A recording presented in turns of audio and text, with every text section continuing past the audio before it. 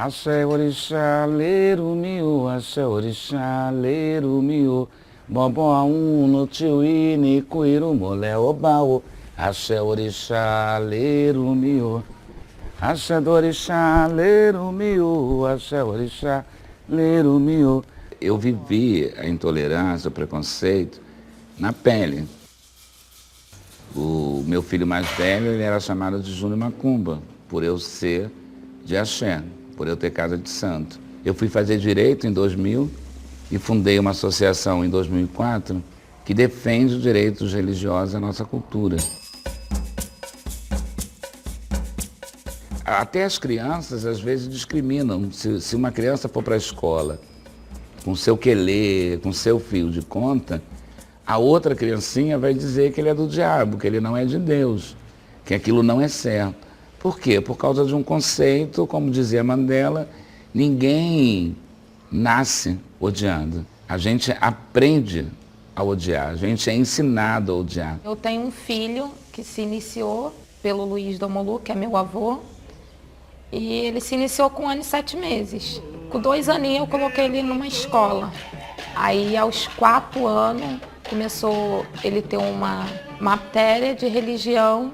A tia falava que quem era da igreja ia pro céu, quem era da macumba não ia pro céu. Só que eu falei pra ela que eu era da macumba. Aí ela falou que eu não ia pro céu. Aí ele chegou em casa transtornado, chorando, não querendo ir mais para a escola e falando que ela falou que ele não vai para o céu.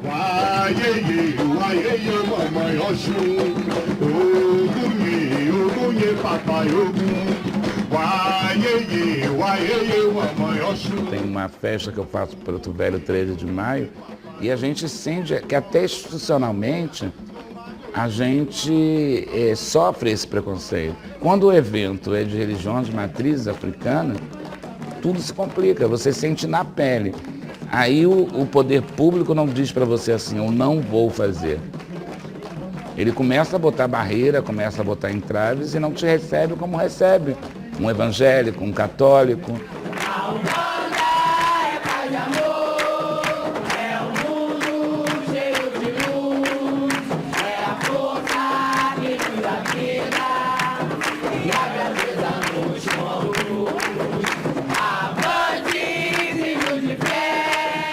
Eu denunciei, inclusive no jornal, nós fomos para a comissão da Alerj, porque estavam existindo os bandidos de Jesus. A gente tem relatos de alguns traficantes que se converteram e proibiram os terreiros de funcionar naquele lugar. A gente tem vários relatos disso. É essa perseguição que a gente tem. E a gente acaba tendo de políticos, a gente acaba tendo de tráfico, e a gente acaba tendo da própria comunidade em torno. E eu acho isso muito grave. Eu falei no Ministério Público que eu acho que isso é um caso de polícia, só que a gente não consegue provar totalmente isso.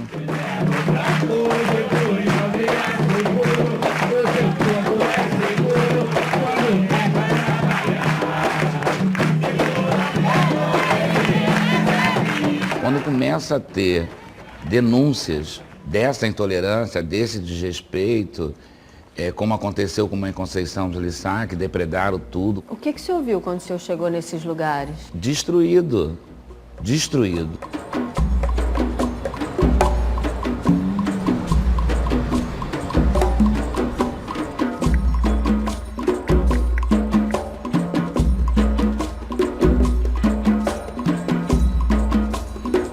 A minha casa é essa.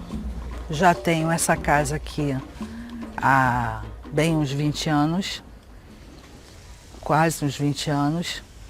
E de uns 8, mais ou menos 8 anos para cá, eu venho sofrendo ataques sucessivos.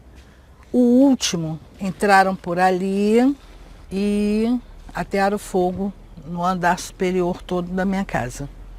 E com isso, a gente ficou impossibilitado de funcionar.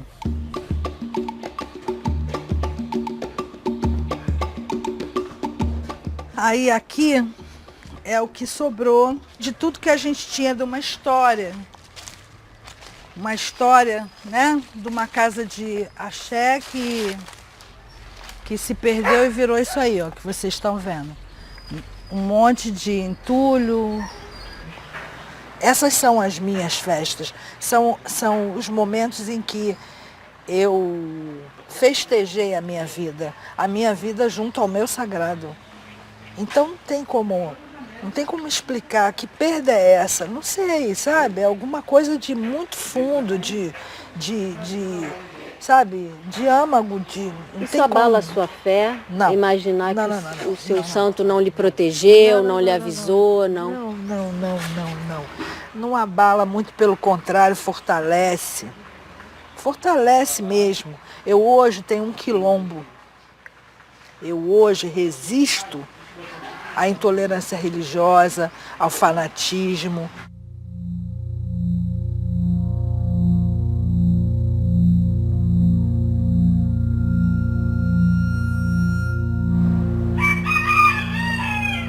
Historicamente no Brasil, nós vivemos intolerância religiosa desde o descobrimento. Porque quando vieram os jesuítas, eles proibiram os índios da prática religiosa deles. Trouxeram os africanos e proibiram aos africanos a prática religiosa deles. Então nós, infelizmente, somos um país que historicamente somos intolerantes religiosos. Agora a gente vai fazer uma de Lissá, que é o meu vodum, dono dessa casa, é a quem eu dedico tudo que eu faço, tudo que eu sou, tudo que eu tenho, é dedicado a ele, porque é ele que me dá tudo. Mesmo que nem tudo seja bom, ainda assim eu agradeço. Vamos lá, filho? Nasa rumasa rumbarunde, olissa nasa rumbarunde, nasa rumbarunde, olissa nasa rumbarunde, nasa rumbarunde. Então, intolerância religiosa é um crime que eu associo muito ao crime de estupro.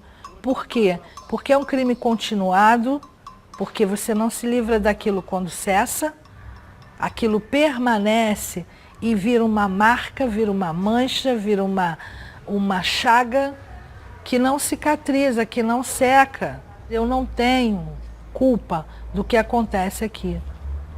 E o meu sagrado também não. Então eu preciso dizer que alguém tem culpa. Vamos com Deus. Obrigada. Obrigada.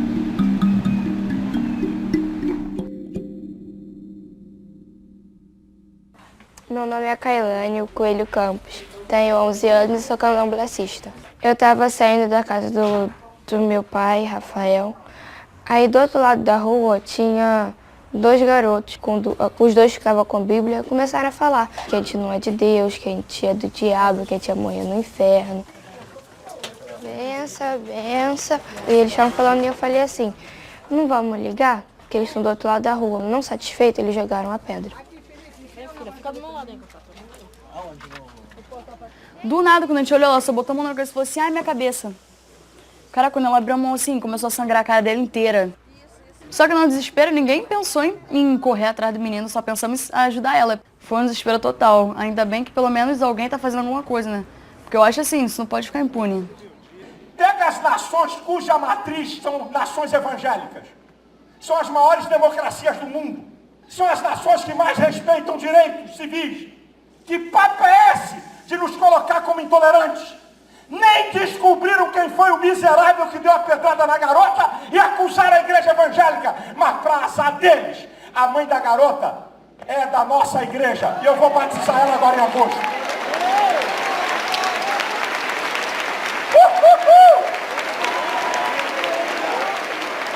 Range os dentes, capeta! A garota que tomou a pedrada, a mãe dela é daqui. E vai ser batizada em agosto e vai ganhar a família dela inteira.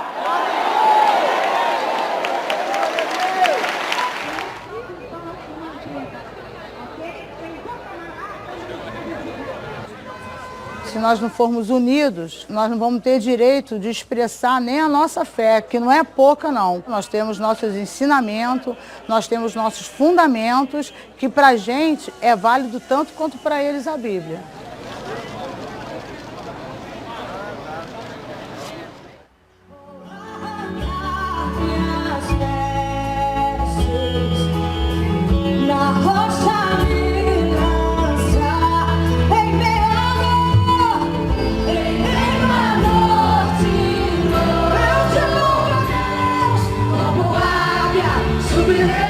Fortalece a fé do teu povo, é o que nós te pedimos no nome de Jesus.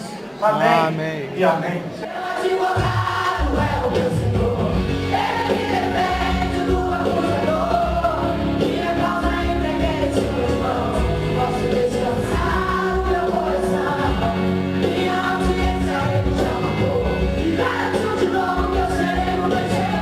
Eu sou de uma família muito tradicional de pastores. Eu sou a segunda geração, já tenho a terceira.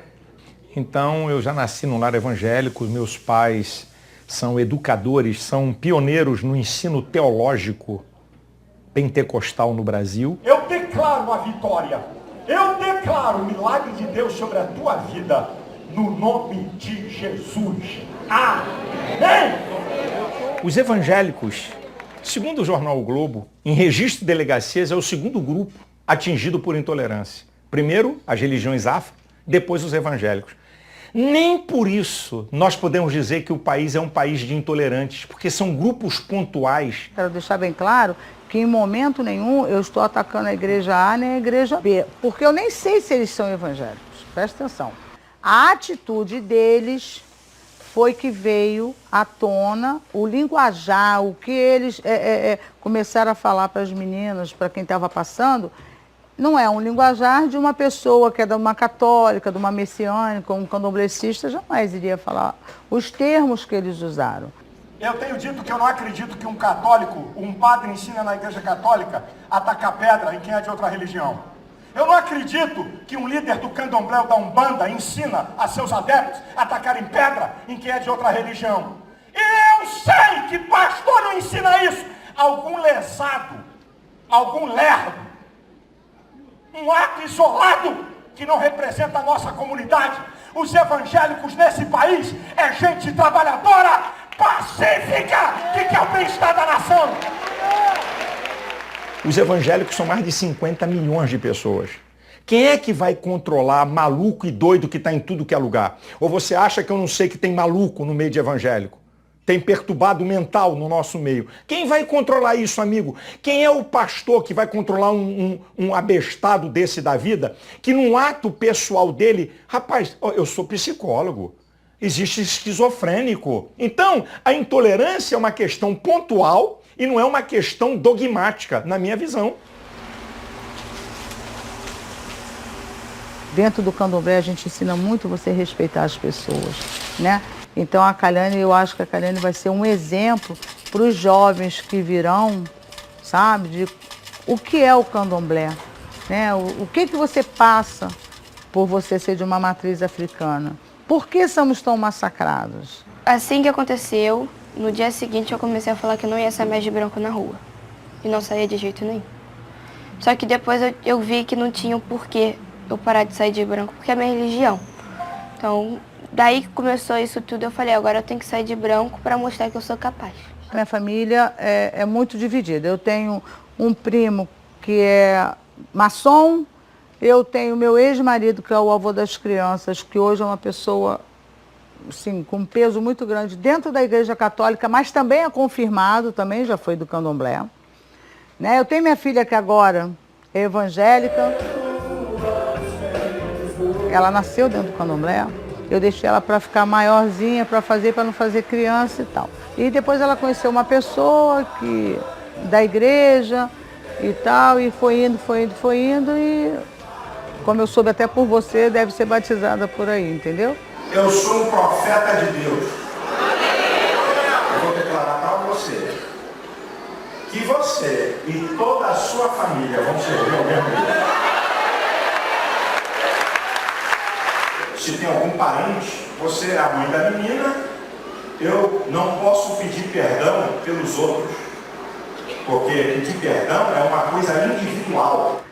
Eu a respeito muito, né, o que ela quer para a vida dela, como eu também não admito que ela venha interferir numa coisa que ela nasceu conhecendo. Ela pode até ter a opção de seguir outra religião, mas da Karina, minha filha, isso aí eu não admito que jamais ela tente ou tirar as filhas, ou falar que isso aqui é do diabo, porque ela viveu a vida toda e ela sabe que não é isso.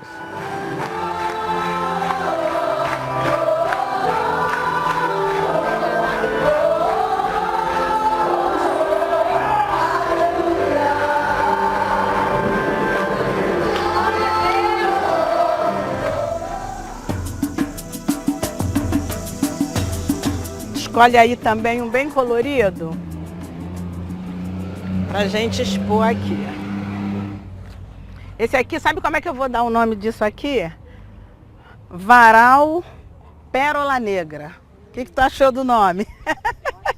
Meu pai nasceu numa roça de candomblé, a família do meu pai são todos candomblecistas. Mamãe, a família é católica. Eu fui conhecer o evangelho primeiro conhecendo a minha irmã falando de Deus. E aí eu conheço o Isaías, que é o meu marido, que foi criado no evangelho, né? Nunca senti essa liga com as outras religiões. Sempre respeitei a todas, mas não aconteceu a liga. A liga aconteceu mesmo há uns 17 anos atrás. Eu estava numa igreja, que a minha mãe já é evangélica, e aí o pastor dessa igreja começou a pregar, é uma igreja batista, e a palavra de Deus verdadeiramente me convenceu que era aquilo que eu queria. Eu me apaixonei por Jesus ali naquele momento e sou serva dele até hoje. Então foi assim, foi um encontro maravilhoso. E aí veio esses questionamentos, meu Deus, movimento negro, movimento de mulheres, movimento social, posso, não posso? Hoje eu estou membro de uma igreja Assembleia de Deus, Ministério Vem Viver, tem um pastor, um líder espiritual, o pastor Crispim, que é uma pessoa maravilhosa, que também compreendeu esse meu chamado de Jesus dentro do movimento negro. Falar de Jesus no movimento negro não é muito fácil, né? Eu fui forjada dentro desses movimentos, né? Como estar hoje serva do Senhor, né? Evangélica, e não estar nesse movimento? Vou me esconder? Claro que não, e ele falou, isso é uma coisa que quem vai saber dosar é você, né? E aí eu comecei a perceber que não era fácil, mas que também não era difícil, que também não é impossível, né? Eu acho que o fato das pessoas não conhecerem a sua própria história, as suas origens, transformam elas, às vezes, em intolerantes, né? Eu acho que isso não é de grátis. Por exemplo, o racismo, o fato de alguém não gostar de mim por conta da minha religião, da minha etnia, enfim, isso não nasce com a gente, isso é aprendido. Por exemplo, como é que pode a Lenilda estar turbantinada dentro da igreja? E quem é que disse que não pode? Amigo e protetor, ele é o meu bom pastor. E quando eu senti, eu não preciso parecer, eu preciso ser. E quando alguém que não sabe que eu sou evangélica, cristã evangélica, mas você é evangélica, mas você é diferente, entendeu?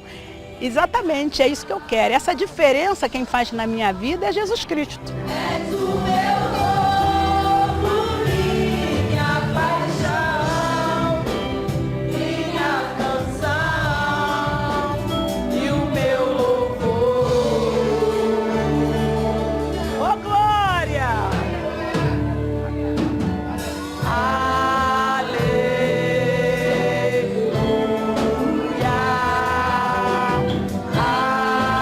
Independente de religião, todo mundo conhece essa canção e louva ao Senhor. Vamos lá, gente. Pra quem acha que a vida não tem esperança, fé em Deus. Pra quem estende a mão e ajuda a criança, fé em Deus. Pra quem acha que o mundo acabou, pra quem não encontrou o amor, tenha fé, vá na fé.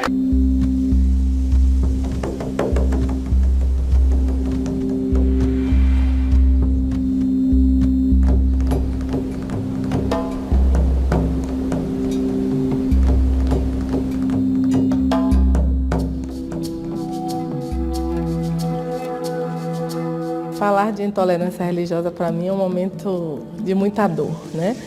Porque o caso Mangilda se tornou um caso de grande repercussão pela forma que aconteceu, né? Minha mãe, ela participou do impeachment, né, em 1992, e a imagem dela foi publicada na revista Veja, e depois de 7 anos, a Igreja Universal do Reino de Deus pegou essa mesma imagem e colocou num jornal com uma tarja preta no rosto da Ialorixá e com a matéria, né, escrito: charlatões, macumbeiros lesam o bolso e a vida de cliente, né? Então minha mãe, ao ver a sua imagem dessa forma maculada, não aguentou e veio a ter um infarto fulminante.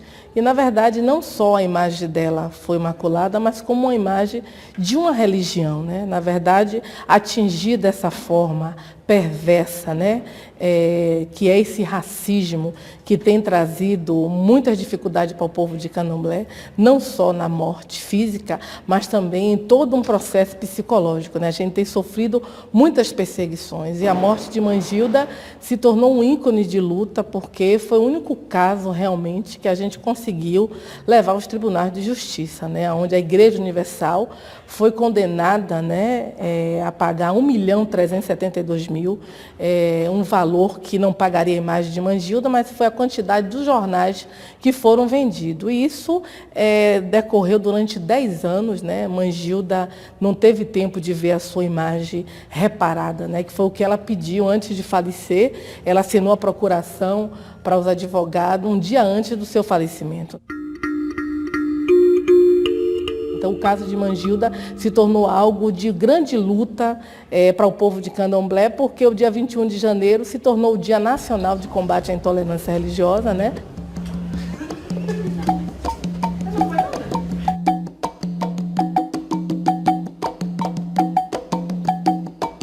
A gente não faz o mal, a gente não cultua o diabo, a gente cultua a força da natureza.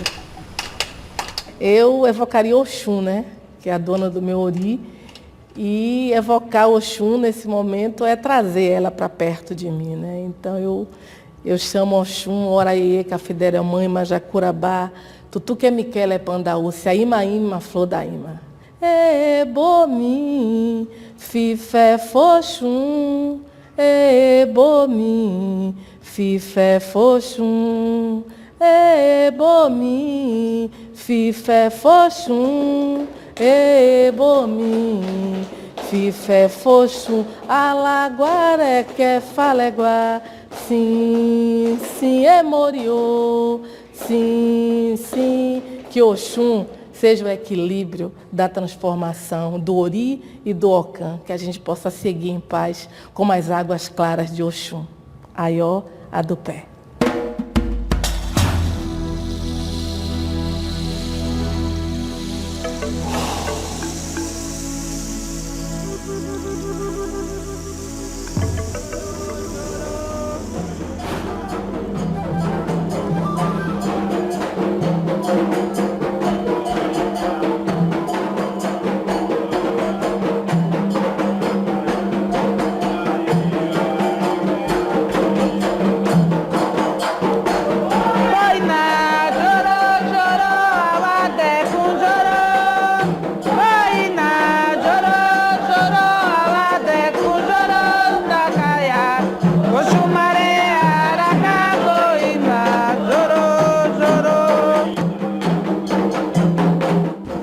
igreja só tem um ano. Tem um ano lá. Tem um ano lá no caso. E a roça, como é o nome da igreja? Casa de Oração Ministério de Deus. É em frente, são poucos metros, 5 metros só mais ou menos de distância. É a frente, é portão com portão. E aí começaram, às vezes, os visitantes chegam, eles ficam dizendo que lá não é lugar deles, que eles têm que procurar Jesus. Um dia antes, no caso do falecimento dela, teve uma vigília que começou 10 horas da noite e terminou 5 da manhã. Então, nesse dia, ela ficou muito agitada, não conseguiu dormir. Muito grito. A gente tem isso tudo gravado. Dizendo que quem está lá é Satanás. Esse tipo de coisa. Até as músicas deles são voltadas mais para isso. Dizendo que eles vão ter a vitória, que a gente vai sair de lá, que lá vai se tornar uma igreja. O que mãe Dedé dizia sobre essa situação? Ela dizia que, no caso, ela ter se implantado ali há 45 anos atrás, ela sempre foi muito bem respeitada. Ela sempre comentava, se eu respeito o próximo, por que no decorrer da minha idade agora eu não estou sendo respeitada? Mas só que essa minoria, no caso, eles vieram dizendo que para fazer a diferença, que ia expulsar o Satanás dali, porque o negócio deles era esse. É esse ainda, né? Que com tudo isso, depois do falecimento dela, eles continuam tendo festejo, eles gritam em voz alta tudo isso, eles não pararam. Olha Tete, olha Tete, olha.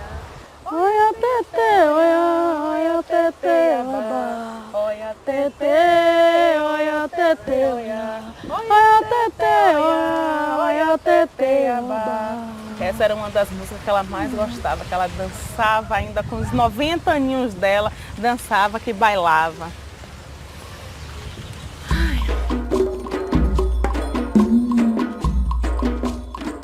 Eu não admito quando as pessoas que se dizem religiosas criaram essa questão de guerra santa. Se é guerra, não é santa. Nem no tempo da escravidão havia essas atrocidades, havia outras coisas. Mas a questão de forçar a ponto de maltratar, de fazer atrocidades com o outro porque não segue a minha religião, eu digo, acho, não tenho certeza, que fé não se impõe. Eu digo porque não sei qual é o melhor é o meu, cada um diz que o melhor é o meu, né? Mas você não pode dizer que o certo é a igreja católica, é a crente, é budista, não, porque se cada um acredita, porque tem fé na sua essência.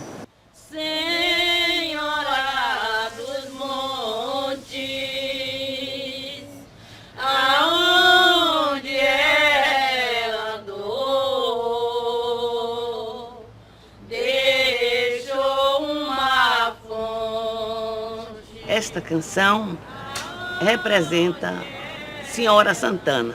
Como nós não temos diferenças entre religiões, e ela é o único verdadeiro, é Deus, e Ele é para nós todos. Agora, cada um crê do jeito que acha melhor. Estamos entregues a Deus, a Nossa Senhora e aos orixás, que também fazem parte da vida de todos nós.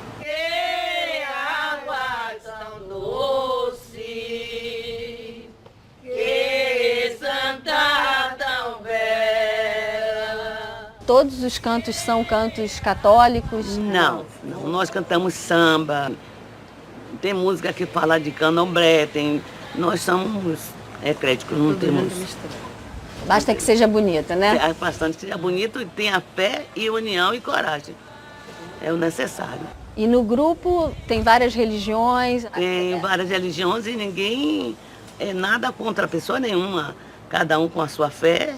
E nós também temos que acreditar que a fé dos outros serve para nós também. Deus não escolhe religião. Ele ama os filhos do jeito que são.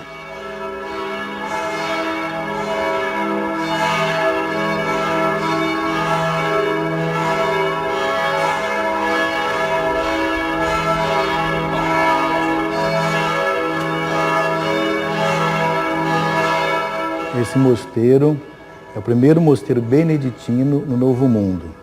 Os monges fundaram esse mosteiro vindo de Portugal em 1582. Então, logo no início da cidade de Salvador. Então, uma casa que está convivendo com a cidade, com várias realidades históricas e culturais dessa cidade durante todo esse tempo. A igreja já tinha trabalhado com o ecumenismo, né, que é o diálogo entre os cristãos, mas não o diálogo entre as outras religiões. E isso começou com o Concílio Vaticano II. E aqui, nesse mosteiro, quem se interessou muito por isso foi o abade Dom Timóteo Amoroso Anastácio, que foi eleito em 1965.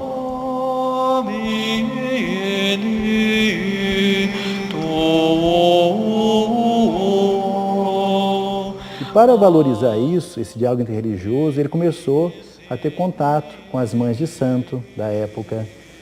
Elas vieram visitar Dom Timóteo, ele foi fazer uma visita às mães de santo, uma coisa raríssima naquela época, inclusive foi muito criticado. Inclusive ele para valorizar a cultura africana, ele instaurou uma missa com instrumentos africanos, com a cultura africana, com simbologias. Por que hoje não se faz mais aqui a missa? Não, é o seguinte, Essa missa ela existiu durante muito tempo, era uma missa à noite, o centro se tornou muito violento, as pessoas deixaram de vir. Depois aquilo que era uma coisa assim, muito original, que era só daqui, se tornou uma realidade de várias paróquias. Qualquer grupo que se torna radical numa comunidade vai semear a morte, a violência, a tristeza, quer dizer, não vai construir religião nenhuma.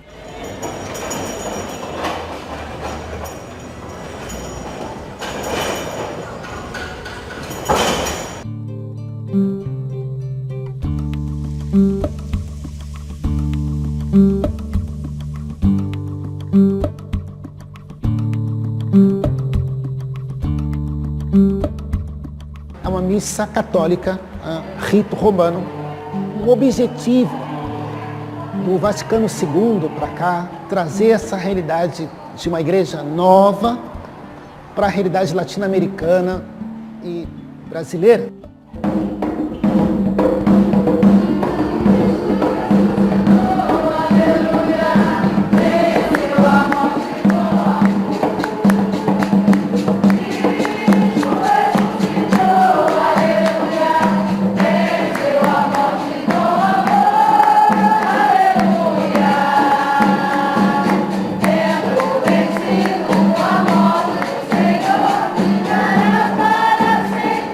Essa missa enculturada no 5º domingo da Páscoa. Muito axé para todos. Sem Cristo, nada podemos fazer. E sempre de novo, essa palavra precisa ser acolhida, essa palavra de Jesus, dentro dessa realidade. Igreja Católica no Brasil, Igreja Católica na Baixada Fluminense. Tá? E a grande pergunta era, quem são os rostos desses povos originários no Brasil, né? Indígenas, negros? Né? E como que a liturgia, a missa, falaria a esse povo?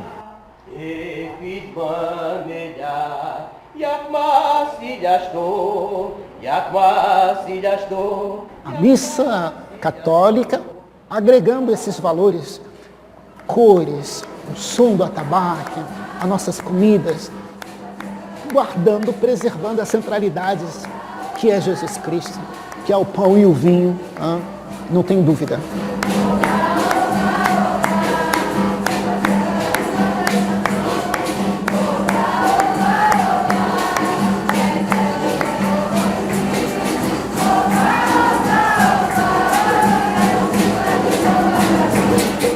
Falar de intolerância religiosa não é você imaginar só o problema real que passa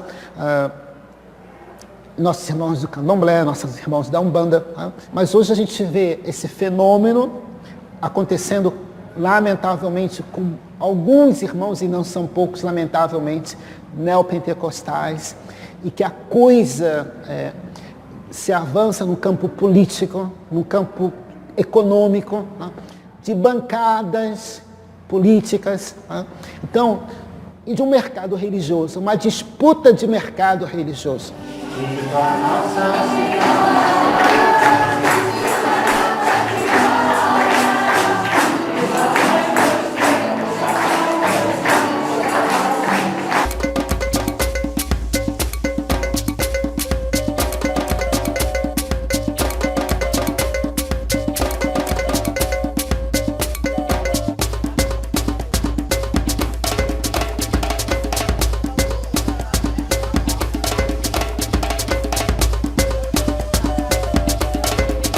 Meu nome de batismo é Efigênia Maria da Conceição. Nasci dia 2 de janeiro de 1946, na cidade de Ouro Preto, no Morro da Queimada. Ali eu fui criada e vim para Belo Horizonte com 9 anos de idade, aonde eu comecei a frequentar um terreiro de Umbanda. Minha mãe não aceitava, minha família não aceitava, porque na minha terra só rezava. Fui criada, estudei no Colégio de Freira, no Colégio Santo Antônio, Ouro Preto. E com os 23 anos me iniciei dentro do Candomblé. 25 de agosto eu entrei para rapar minha cabeça. Estou com 35 anos de santo, feita do santo.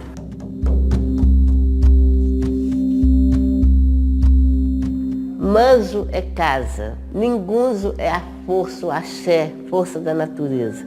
E caiango é a qualidade da minha mãe, Inhansã. Então ficou a Casa da Força de Inhansã.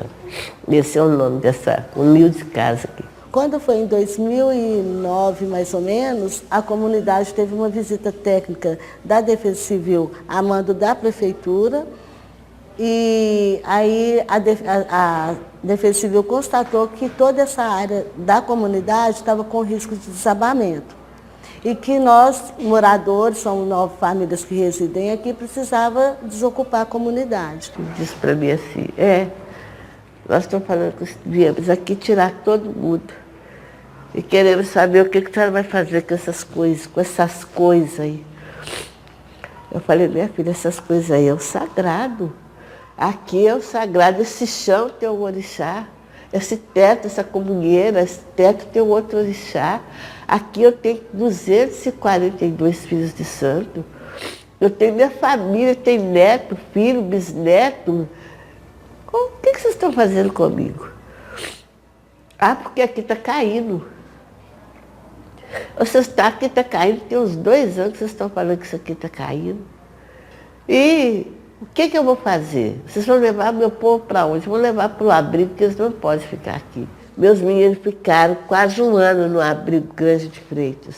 Quando nos colocaram no abrigo com moradores de rua, pessoas desabrigadas que não tinham onde morar, pessoas que eram dependentes químicos, para a gente foi assim, uma tortura. Procurei o Ministério Público, a Defensoria Pública, e juntos a gente começou a trabalhar para que a gente conseguisse voltar para a nossa comunidade novamente. E aí, quando a gente chegou aqui na comunidade, a gente constatou que realmente o que a prefeitura teve com a gente foi uma violação, né, foi um ato criminoso de intolerância religiosa, porque eles quebraram tudo que nos liga ao nosso sagrado, quebraram, não deixou uma parede do terreiro em pé, as casas ficaram intactas. Eles não mexeram nos pontos os quais os laudos da Defesa Civil alegam que havia risco de desabamento. Esses pontos ainda existem até hoje. Isso está na Justiça. Está na Justiça. E desde que a senhora voltou, nunca mais conseguiu voltar a funcionar como terreiro? Não. Como terreiro de candomblé, não. E o que a senhora sente de estar no seu... Senhora, eu não sinto revoltada, eu sinto tristeza. Eu carregava pedra na cabeça para construir isso aqui. E vou te falar, minha Renata, enquanto eu tiver, em nome de minha mãe, em nome de um poço, eu vou lutar por isso aqui.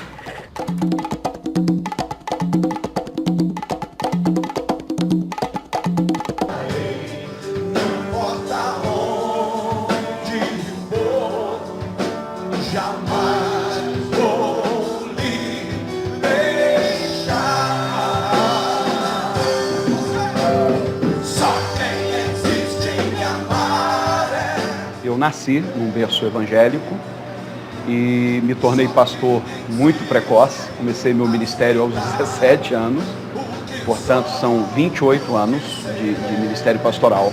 Meu pai era pastor, meu avô também era pastor, então a gente vem de uma estirpe de pastores, né? Hoje nós estamos vivendo um momento ímpar na nossa história. Uma onda de intolerância tem invadido as igrejas, os lares, a sociedade como um todo. E não sejam ingênuos. Há quem se locuplete disso.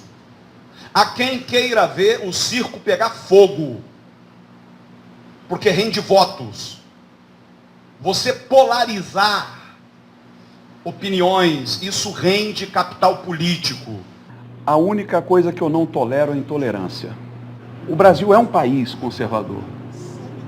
O discurso fundamentalista ainda exerce certo poder de fascínio, principalmente sobre os incautos. A gente recebe aqui mães de santo, pais de santo, com o maior carinho, com o maior amor.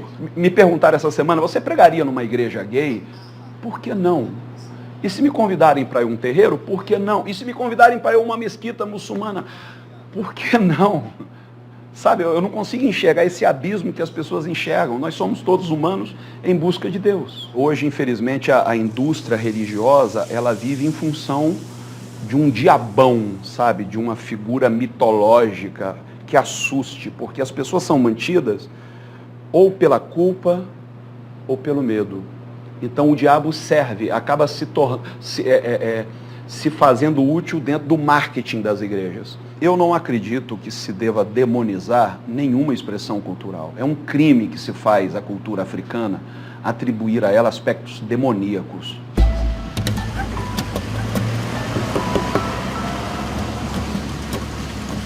O comitê surgiu em 2006, no ano de 2006, com a proposta de unir os diversos segmentos religiosos da instituição.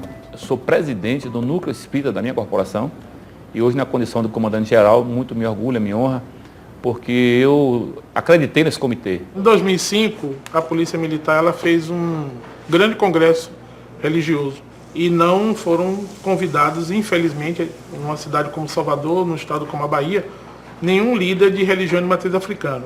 É nosso companheiro Eurico, na época sargento da Ativa, ele sim resignou contra essa situação e contestou o fato, né? O comandante falou uma coisa que nos marcou bastante, que ele disse que ele não podia negar esse pleito como comandante, ainda mais que ele era um homem negro. O papel do comitê, não só para a religião de matriz, mas para as outras religiões, é que o policial se sensibilize e entenda, né, como nós podemos conviver com as diferenças. Uma experiência muito positiva, que a gente pode dialogar perfeitamente, sem nenhum problema, sem nenhuma barreira. Se a gente sair daqui de 2015 e for para 1920 e alguns poucos, a gente lembra de uma polícia militar que perseguia terreiros, né, que invadia terreiros e inclusive não invadia de forma ilegal. Era algo legal que se instalava aqui na cidade. Institucionalizado. Exatamente, no estado da Bahia. Em 2015 estamos aqui, né, juntos, falando sobre essa integração. Então eu percebo que a Polícia Militar, ela evoluiu. E aí quando a gente leva, esse policial sai do seu trabalho e leva esse ensinamento que aprendeu dentro da polícia para sua casa, acaba chegando para a sociedade também. Tem uma passagem bíblica que fala que é o tempo de plantar e o tempo de colher, né? É. E nós da religião de matriz africana, a gente sempre diz que tudo com tempo tem tempo. Estamos juntos, polícia e comunidade, pela corrente do bem. Que Deus abençoe a todos e todas. Agora nesse mês de agosto.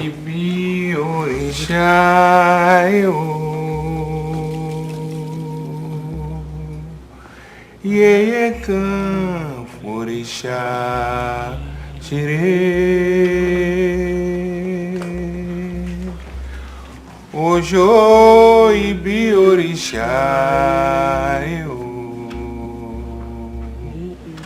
ekan orixá.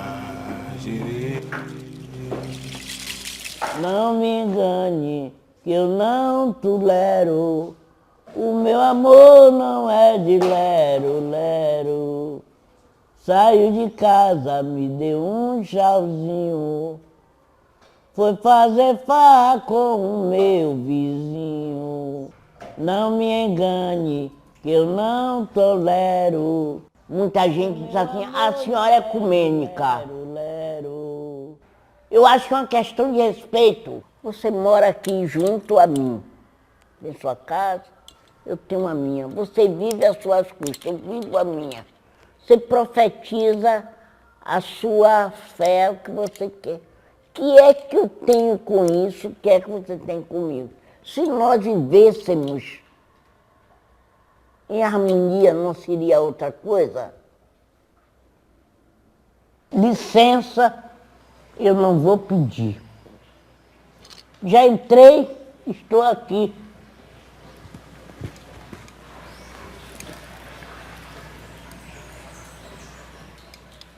Será que vocês me conhecem? Ou querem me conhecer? Sou negra. Quando eu falo assim, eu tenho o maior prazer. Sou mãe de 4 filhos. Por eles eu dei tudo. Só não fiz o que eu não pude. Somos todos igual. Vocês têm que entender. Me aguarde, mesmo do lado de lá. O meu Brasil eu vou defender. Sou beata de Iemanjá. Sou mulher, tenho palavra. O que eu estou dizendo não vai ficar só naquele lugar. Muito obrigada a vocês.